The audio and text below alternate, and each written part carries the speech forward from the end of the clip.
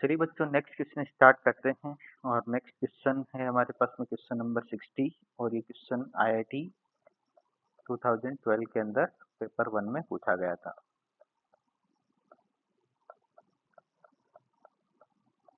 इस क्वेश्चन के अंदर हमें एक इनफाइनाइट सीरीज दी हुई है।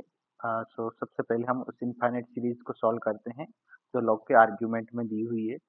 तो मान लिया कि इस सीरीज की जो वैल्यू है वो हमारे पास में x है, तो यहाँ से आ जाएगा x will be equal to 1/3√2 into square root of 4 minus 1/3√2 into square root के अंदर फिर से 4 माइनस 1/3√2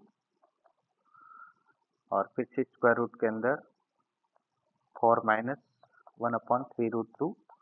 और ऐसे ये सीरीज हमारे पास में इनफाइनाइट तक जा रही है। हमें पता होता है बच्चों कि जब भी कोई इनफाइनाइट सीरीज होती है तो उसके अंदर टर्म्स वापस रिपीट होना शुरू हो जाती है। और जहाँ से भी टर्म्स रिपीट होना शुरू हुई है उस वाली टर्म्स से आगे की जितनी भी टर्म्स है उसको अपन वापस एक्स से रिप्लेस कर सकते हैं। तो यहाँ पर ये वाली सीरीज जैसे 1/3√2 से स्टार्ट हो रही है तो वापस 1/3√2 हमारे पास यहाँ पर आएगा। तो इस वाले प्लेस के बाद में जो भी टर्म्स बनेगी हमारे पास में यहाँ से लेके यहाँ तक, इस पूरे की जगह पर अपन वापस क्या पुट कर सकते हैं बच्चों, एक्स। तो यहाँ से आ जाएगा हमारे पास x will be equal to 1/3√2 into square root of 4 minus x. इसके बाद इसमें स्क्वायरिंग कर लेते हैं दोनों तरफ। स्क्वायरिंग करेंगे तो इक्वेशन बन जाएगी x square will be equal to 1/3 का स्क्वायर 9 एंड √2 का स्क्वायर 2। और यहाँ पर स्क्वायर रूट का साइन हट जाएगा और ये आ जाएगा 4 माइनस एक्स।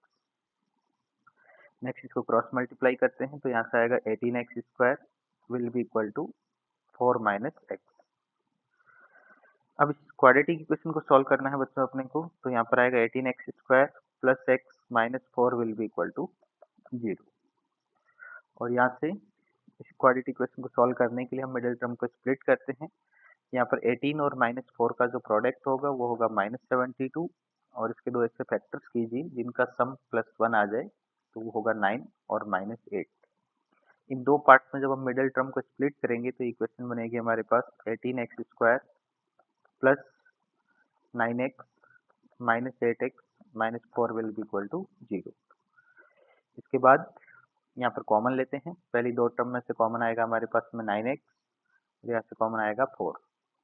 तो यहाँ से 9x को कॉमन लिया तो यहाँ पर बचेगा 2x प्लस 1। और यहाँ से -4 कॉमन आएगा तो ये बनेगा 2x प्लस 1। इसी तरीके से आगे देखते हैं। इक्वल टू में 0 है हमारे पास। 2x प्लस 1 फिर से कॉमन आ गया और पीछे ब्रैकेट में बचेगा हमारे पास फर्स्ट टर्म में 9x और सेकंड वाली टर्म में -4 विल बी इक्वल टू 0। तो यहाँ से बच्चों x की दो वैल्यू आ रही है, एक तो 4/9 जब सेकंड वाली फैक्टर को हम 0 करेंगे, और दूसरी वैल्यू आएगी x will be equal to -1/2। But हम सबको पता है कि स्क्वायर रूट के अंदर कोई भी क्वांटिटी अगर होती है तो उसका जो आउटपुट होता है वो भी पॉजिटिव होता है और उसका जो इनपुट होता है स्क्वायर रूट के अंदर वो भी पॉजिटिव होता है। तो यहाँ से x को हमने जो लिया था वो एक स्क्वायर रूट की वैल्यू थी हमारे पास में यहाँ से लेके यहाँ तक, तो इसकी वैल्यू कभी भी नेगेटिव नहीं हो सकती। तो यहाँ से जो नेगेटिव वाला आंसर है उसको हम नहीं ले सकते हैं। तो हमारा आंसर होगा x will be equal to 4/9। अब जिस क्वेश्चन के अंदर हमारे पास में ये सीक्वेंस थी 1/3√2 से लेके इनफाइनाइट तक, इसके अंदर पूरे एक्सप्रेशन को हमने x लिया था और x की वैल्यू आ गई हमारे पास 4/9। तो यहाँ पर इसके अंदर अपन 4/9 पुट कर देते हैं। तो हमारे को ये एक्सप्रेशन ऐसा देखने को मिलेगा 6 प्लस लॉग 3/2 और यहाँ पर आ जाएगा 4/9। अब इसको आगे सोल्व करने के लिए यहाँ पर लॉग की प्रॉपर्टीज लगाते हैं अपन। तो यहाँ पर नेक्स्ट टर्म हमें देखने को मिलेगी 6 प्लस लॉग 3/2 और 4/9 को लिख सकते हैं अपन 2/3 का होल स्क्वायर। आर्ग्यूमेंट की पावर बाहर मल्टीप्लाई में आ जाती है तो बाहर आ जाएगा हमारे पास में 2 और ये बन जाएगा लॉग 2/3 और डिवाइड में आ जाएगा 3 बेस के अंदर आ जाएगा 3/2।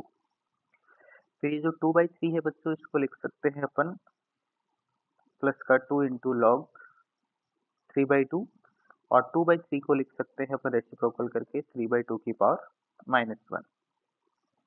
-1 भी बाहर आ जाएगा मल्टीप्लिकेशन में और ये बन जाएगा 6 -1 इंटू 2 -2 हो जाएगा और यहाँ पर आ जाएगा log 3/2 और यहाँ पर भी आ जाएगा 3/2।